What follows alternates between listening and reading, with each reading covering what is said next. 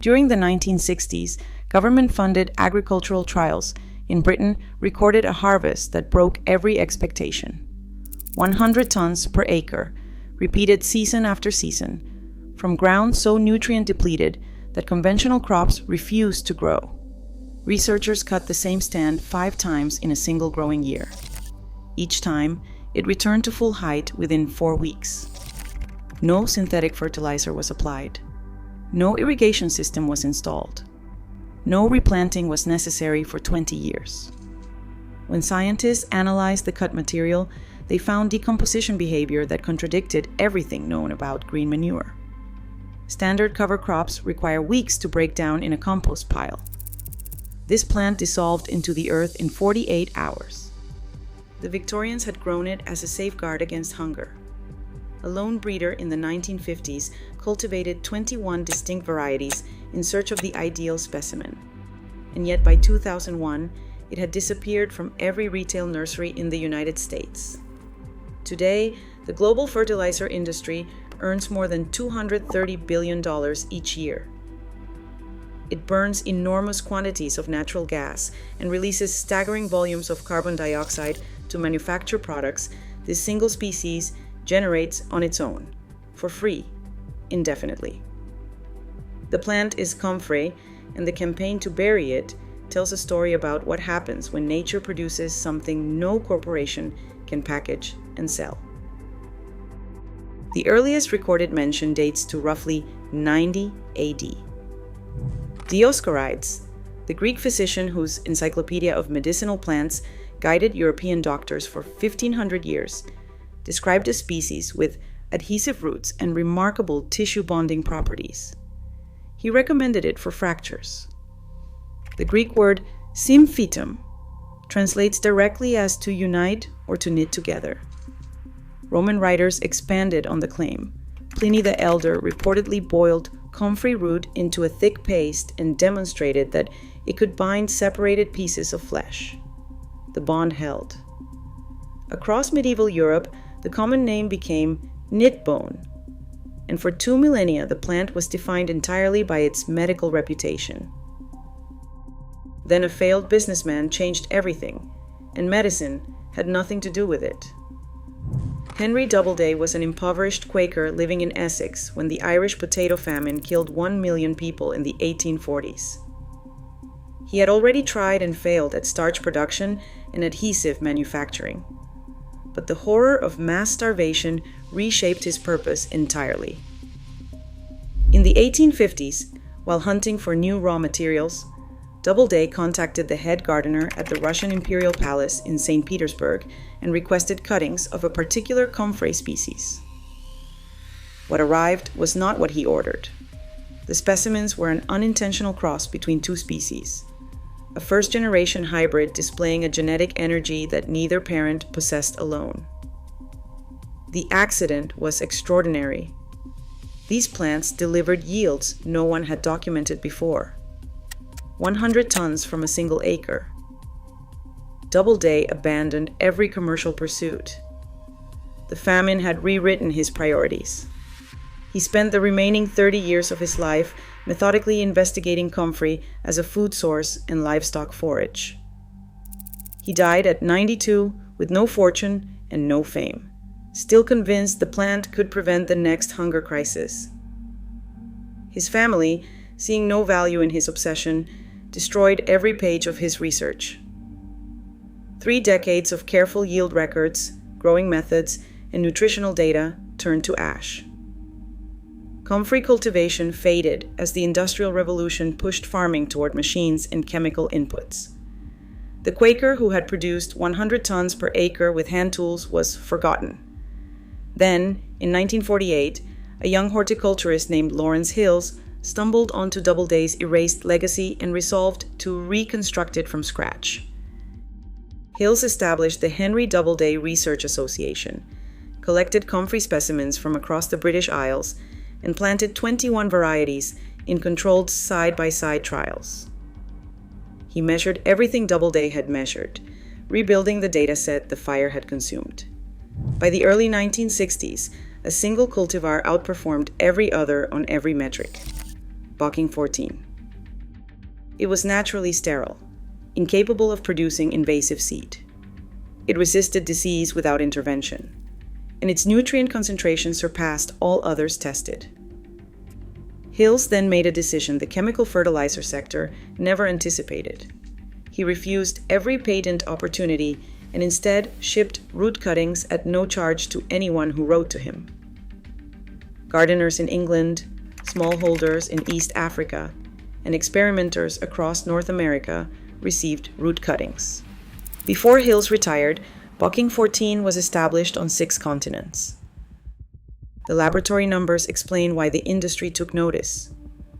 Fresh comfrey foliage contains potassium at concentrations above 7%.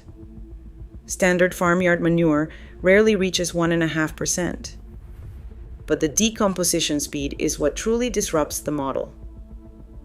Alfalfa, clover, and grass clippings sit in compost for weeks before microbes unlock their nutrients. Comfrey's unusually low fiber content means microbial colonies consume it in 2 days. Adding fresh leaves to a sluggish compost heap triggers a temperature surge within hours. The material becomes dark, mineral-rich humus, while conventional inputs remain visibly intact. The mechanism originates underground. Comfrey sends taproots more than 10 feet below the surface, far deeper than any vegetable or grain crop can reach. Those roots operate as biological mining shafts, extracting potassium, phosphorus, and calcium from subsoil deposits and concentrating them in the leaf tissue above. Harvesting the foliage effectively transports deep earth minerals to the topsoil. A living nutrient elevator that recharges itself after every cut. Modern agriculture runs on a different engine entirely. When natural fertilizer reserves like guano began running out in the early 1900s, German chemists developed the Haber-Bosch process to manufacture ammonia from atmospheric nitrogen. That invention rescued billions from starvation, but it chained food production to fossil fuels permanently. The process demands massive natural gas consumption and generates significant greenhouse emissions. The global fertilizer market now exceeds $200 billion, and it survives only if growers keep purchasing nitrogen, phosphorus, and potassium every planting season. Comfrey dismantles that dependency. A single planting produces harvests for 20 years. The plant manufactures its own fertility. After establishment, the 10-foot root system taps water tables too deep for irrigation to matter. No pest pressures require chemical treatment. No annual repurchase is necessary. If Doubleday's work had survived the fire, if Hill's free cuttings had reached every farm, the entire synthetic input economy would have faced an existential threat. On July 6, 2001, the United States Food and Drug Administration published an advisory. Manufacturers were told to withdraw comfrey-based dietary supplements from shelves. The science behind the warning was legitimate. Comfrey roots contain pyrrolizidine alkaloids, compounds capable of damaging liver tissue when consumed internally in significant doses over extended periods. The agency restricted pills, teas, and capsules meant for ingestion. But public perception collapsed far beyond what the advisory intended. Retail nurseries saw the word toxic and purged comfrey from their inventories. Garden centers refused to restock it. Consumers heard liver damage and concluded the plant was hazardous to handle or cultivate. Nobody clarified that external horticultural use poses no human health risk whatsoever. Nobody mentioned that soil microorganisms neutralize the alkaloids rapidly once leaves contact the ground.